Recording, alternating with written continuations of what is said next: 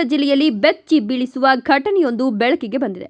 ಚಿಕ್ಕಬಳ್ಳಾಪುರ ತಾಲೂಕಿನ ಬೆಳಗ್ಗೆ ತಮ್ಮನಾಯಕನಹಳ್ಳಿ ಹಾಗೂ ವರದಳ್ಳಿ ಗ್ರಾಮದ ಮಧ್ಯಭಾಗದಲ್ಲಿರುವ ಫ್ಯಾಕ್ಟರಿ ಹಿಂಭಾಗದ ರೈಲ್ವೆ ಟ್ರ್ಯಾಕ್ ಮೇಲೆ ಅನಾಮಿಕ ವ್ಯಕ್ತಿಯ ಶವ ಪತ್ತೆಯಾಗಿದೆ. ಇಂದು ಬೆಳಗಿನ ಜಾವ ಈ ಘಟನೆ ನಡೆದಿರಬಹುದು ಎನ್ನುವ ಶಂಕೆ ವ್ಯಕ್ತವಾಗಿದ್ದು, ಪ್ರತಿದಿನದಂತೆ ಕುರಿ ಮೇಯಿಸಲು ಬಂದಿದ್ದ ಸ್ಥಳೀಯ ವ್ಯಕ್ತಿಯೊಬ್ಬರು ರೈಲ್ವೆ ಹಳಿಯ ಮೇಲೆ ಶವ ಬಿದ್ದಿರೋದನ್ನು ಗಮನಿಸಿದ್ದಾರೆ. ಕೂಡಲೇ ಗ್ರಾಮಸ್ಥರಿಗೆ ಹಾಗೂ ಸಂಬಂಧಪಟ್ಟ ಅಧಿಕಾರಿಗಳಿಗೆ ಮಾಹಿತಿ ನೀಡಿದ್ದಾರೆ. ಘಟನೆ ತಿಳಿದಿದ್ದಂತೆಯೇ ರೈಲ್ವೆ ಇಲಾಖೆ ಮತ್ತು ಸ್ಥಳೀಯ ಪೊಲೀಸರು ಸ್ಥಳಕ್ಕೆ ಭೇಟಿ ನೀಡಿ ಪರಿಶೀಲನೆ ನಡೆಸಿದ್ದಾರೆ. ಮೃತದೇಹವನ್ನು ವಶಕ್ಕೆ ಪಡೆದು ಮುಂದಿನ ಕ್ರಮ ಕೈಗೊಂಡಿದ್ದಾರೆ. ಇನ್ನು ಸಾವನ್ನಪ್ಪಿರುವ ವ್ಯಕ್ತಿಯ ಗುರುತು ಪತ್ತೆಯಾಗಿಲ್ಲ. ಆತ ಯಾರು, ಯಾವ ಊರಿನವರು, ರೈಲು ಅಪಘಾತವೇ ಅಥವಾ ಬೇರೆ ಯಾವುದಾದ್ರೂ ಕಾರಣ ಇದೆಯಾ ಎಂಬ ಹಲವು ಅನುಮಾನಗಳು ಇದೀಗ ಸ್ಥಳೀಯರಲ್ಲಿ ಮೂಡಿವೆ. ಸ್ಥಳೀಯರು ಮಾತನಾಡಿದಾಗ ಈ ವ್ಯಕ್ತಿಯನ್ನು ನಾವು ಈ ಭಾಗದಲ್ಲಿ ಹಿಂದೆಂದೂ ನೋಡಿಲ್ಲ, ಯಾರು ಅನ್ನೋದೇ ಗೊತ್ತಿಲ್ಲ ಅಂತ ತಿಳಿಸಿದ್ದಾರೆ. ನಮ್ಮ ಜಾತ್ವಾರ ನಮ್ಮ ಮಾವರು ಫೋನ್ ಮಾಡಿದ್ರು. ಈಗ ಹಿಂಗೆ ಗಾರ್ಮೆಂಟ್ಸ್ ಹಿಂದ್ಗಡೆ ಯಾರೋ ರೈಲಿಗೆ ಸಿಕ್ಕಿದ್ದಾರೆ ನೋಡಿ, ಯಾರು ನಮ್ಮ ಲೋಕಲ್ ಯಾರು ನೋಡಿ ಅಂತಂದ್ರು. ಅದಕ್ಕೆ ನಾವು ಬಂದ್ವಿ.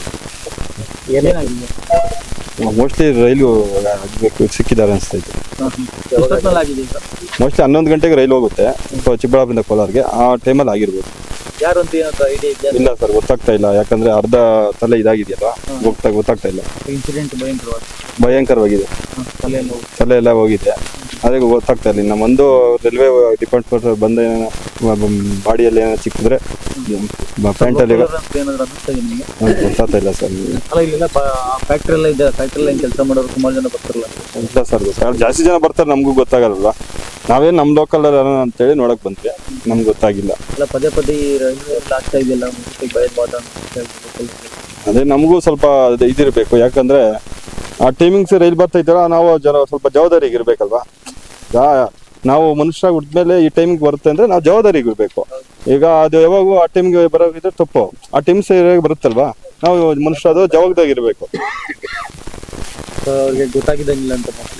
ಮೋಸ್ಟ್ಲಿ ಹಂಗೆ ಅನಿಸ್ತಾ ಇದೆ. ಲೋಕಲ್ ಆಗಿದ್ರೆ ಗೊತ್ತಾಗೋದು ಟೈಮಿಂಗ್ಸ್, ಲೋಕಲ್ ಅನ್ನೋದು ಅನಿಸ್ತಾ ಇದೆ. ಸರ್ ಅದು ಯಾವ ಥರ ಇದೆ ಗೊತ್ತಿಲ್ಲ. ಅದು ನೋಡಿದ್ರೆ ಗುದ್ದಿದಾರ ಕಾಣಿಸ್ತಾ ಇದೆ. ನಮ್ಮ ಹೆಸರು ಮಹೇಶ್ ಅಂತ. ಒಟ್ನಲ್ಲಿ ಶಾಂತವಾಗಿದ್ದ ಪ್ರದೇಶದಲ್ಲಿ ಅನಾಮಿಕ ಶವ ಪತ್ತೆಯಾಗಿರೋದು ಜನರಲ್ಲಿ ಆತಂಕ ಮೂಡಿಸಿದೆ. ಈ ಸಾವಿನ ಹಿಂದಿನ ನಿಜವಾದ ಕಾರಣ ಏನು ಅನ್ನೋದು ಪೊಲೀಸ್ ತನಿಖೆಯಿಂದಲೇ ಹೊರಬರಬೇಕಿದೆ.